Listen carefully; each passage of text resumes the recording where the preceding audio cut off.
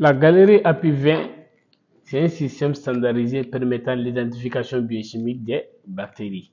Bonjour et bienvenue dans cette vidéo où on va vous montrer dans cette vidéo-là les planchers des différentes API. Quand on parle des planchers, ça veut dire quoi? C'est un plancher sur lequel vous allez trouver quand l'API de l'API est positif, comment ça se présente, et lorsque vous lancez marcher, quand c'est négatif, comment ça se présente. Ainsi, c'est très facile pour vous de faire la lecture de la galerie API 20. Alors, comme on vous a dit dans la définition, c'est un système qui permet l'identification biochimique des bactéries. Alors, ce qu'il faut savoir, ce sont les règles de l'API. Respecter d'abord les règles, ça veut dire que les conditions de stérilité du milieu et des conditions de réhydratation. Suivez les protocoles standardisés, n'est-ce pas? Utilisation d'une culture pure de 24 heures, monomicrobienne, j'ai compris, et puis faire l'inoculum bactérien de 0,5 Mark Farland, et puis ensemencer, et puis vous allez incuber. Maintenant, ce qu'il faut savoir encore sur les API, il faudra savoir que la galerie classique ici, c'est ça la galerie classique en fait. Vous voyez, ce sont des substances biochimiques qui sont dans ce type. Une fois que la bactérie utilise ces substances-là, ça va changer de couleur. Et ce qu'il faut savoir aussi, c'est la même chose chez les API. Vous allez voir que dans l'API, il y a des substances biochimiques qui sont déshydratées dedans. Ça veut dire que ce sont des substrats biochimiques. Alors, pour les réutiliser, il faudra savoir maintenant, en inoculant, vous allez utiliser l'inoculum bactérien de 10 puissance 6 à 8 bactéries. Normalement, c'est 10 puissance 6 bactéries lorsque vous voulez utiliser l'API convenablement. Maintenant, lorsque vous utilisez l'API aussi, respectez les conditions d'asepsie parce que ici, vous pouvez amener des contaminations. Alors, lorsque vous avez ensemencé maintenant ces API-là, vous allez respecter aussi les conditions d'incubation et les temps d'incubation. C'est très, très important. Alors, nous allons passer à vous montrer quand on prend les différentes API. On a d'abord l'API 20E. L'API 20E, ça veut dire que l'API 20 pour les entérobactéries, les bacilles à gram négatif non exigeantes. D'accord? Et on a aussi l'API 20NE. Ça veut dire que les bacilles gram négatifs non entérobactéries, ce sont des bactéries qui ne sont pas réellement ils ne fermentent pas complètement certaines substances. Et on a l'API Strep. API Strep, ça c'est pour l'identification biochimique des streptocoques. On a l'API Candida, ça veut dire API 20C, API 20 Candida. Ça c'est pour les candidats. C'est pour différencier les levures des candidats albicans par rapport aux autres levures. On a l'API 20A. L'API 20A n'est autre chose que pour les bactéries anaérobies, les genres Clostridium.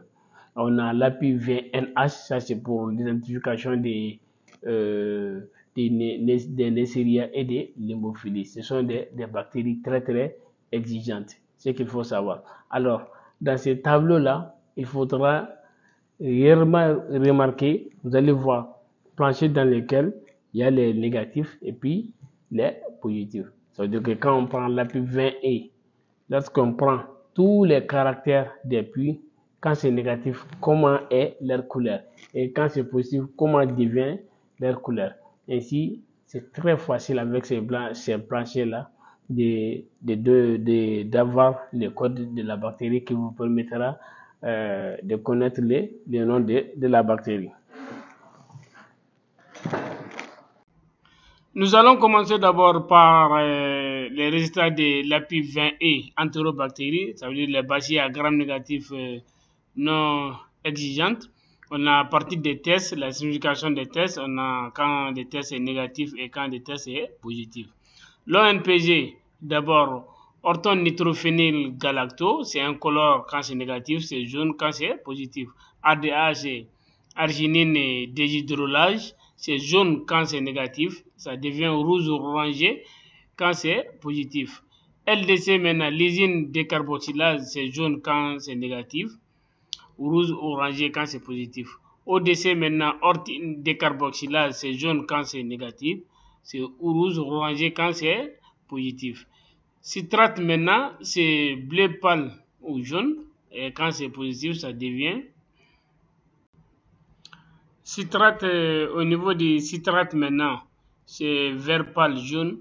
Quand c'est positif, ça devient bleu vert. H2S, hydrogène disulfuré, c'est un color grisâtre. Quand c'est positif, vous allez voir un dépôt noir fin.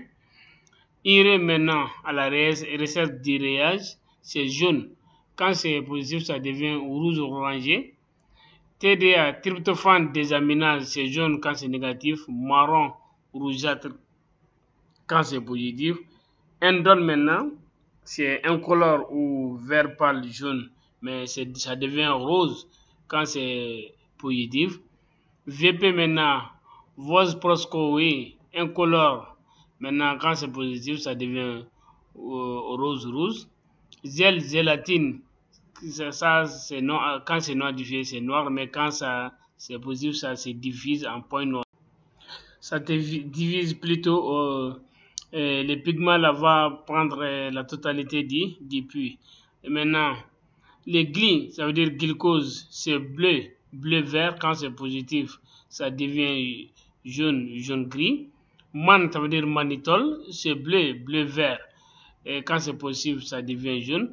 Maintenant, tous les autres puits qui sont des sucres ici, comme inositol, le sorbitol, rhamnose, saccharose, mélibiose, amygdalie, arabinose, vous allez voir que tous ces puits-là ont les mêmes caractéristiques quand c'est négatif, mais quand c'est positif, tous ces puits aussi deviennent jaunes.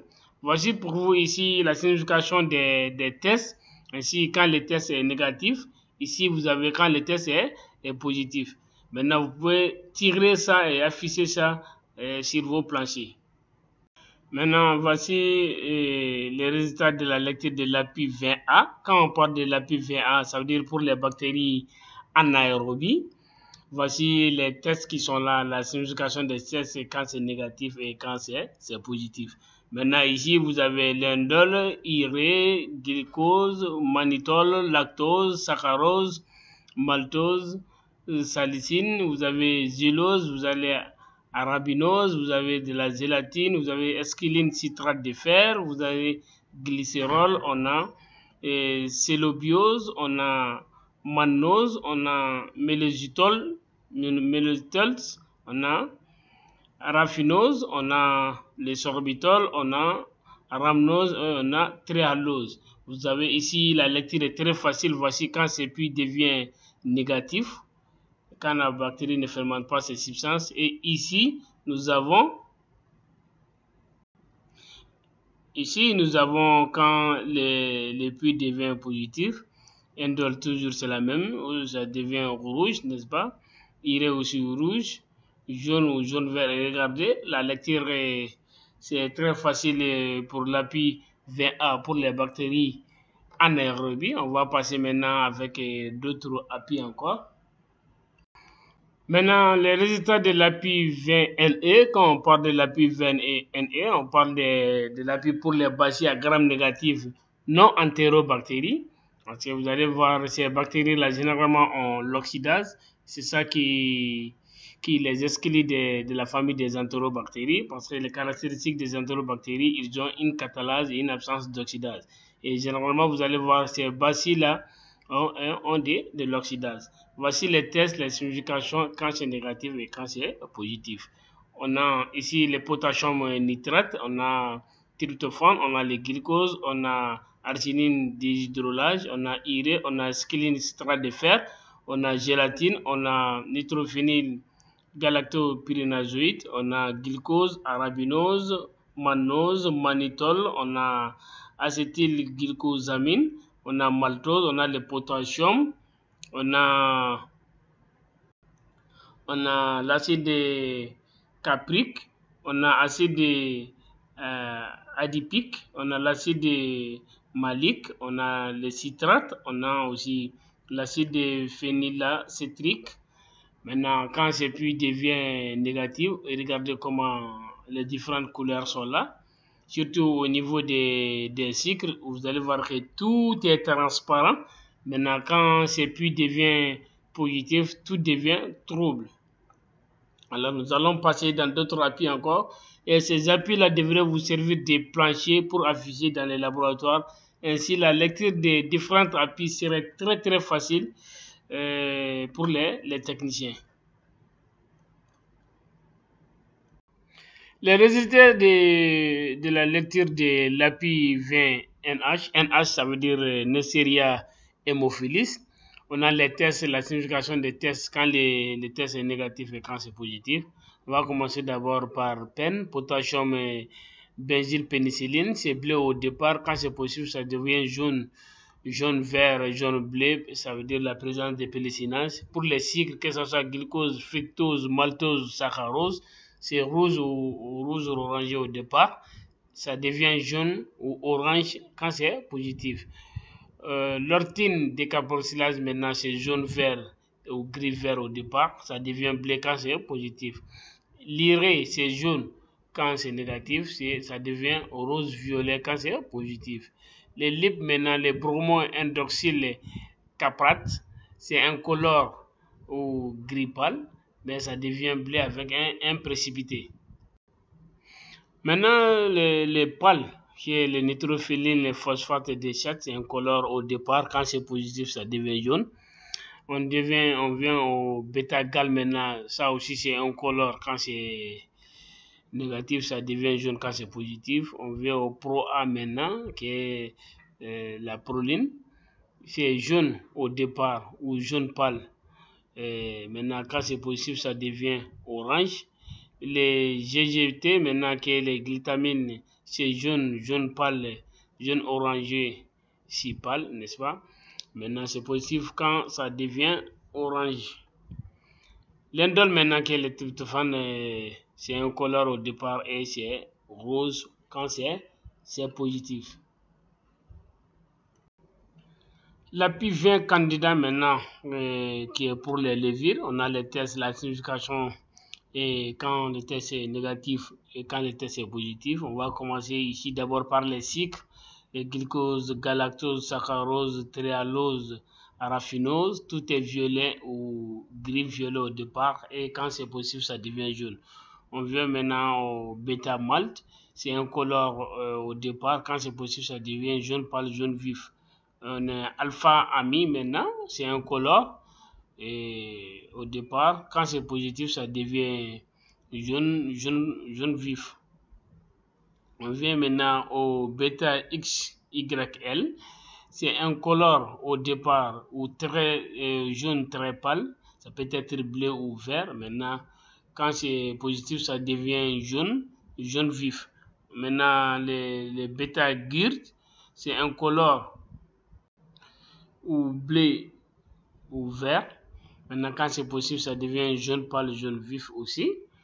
Maintenant, l'iré, la recherche de l'iréase, c'est jaune orangé pâle. Quand c'est possible, ça devient rouge.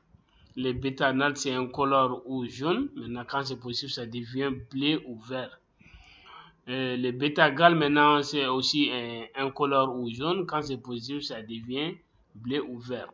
Maintenant, voici pour vous quelques résultats de l'appui qu'on peut vous donner. Il faudra savoir qu'on a beaucoup d'appuis dans le monde entier aujourd'hui, mais les appuis qu'on a cités ici, ce sont les appuis qui sont couramment utilisés. Parce qu'avec l'avènement de la PET PCR, tout a été facilité maintenant pour l'identification bactérienne, avec les MALDI-TOF aussi.